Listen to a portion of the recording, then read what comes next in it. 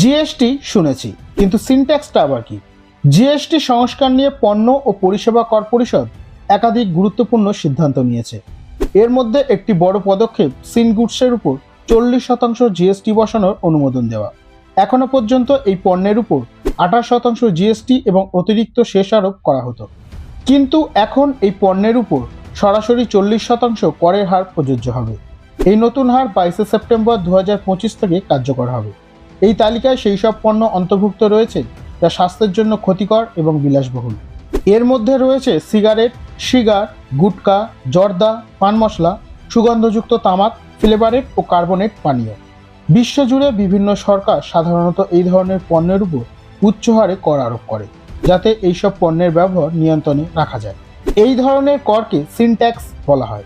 সরকার বলেছে এই নতুন কর হার জনস্বার্থে আনা হয়েছে। এই পণ্যগুলির অতিরিক্ত ব্যবহার স্বাস্থ্যের জন্য ক্ষতিকর এবং সমাজের পক্ষে ক্ষতিকর।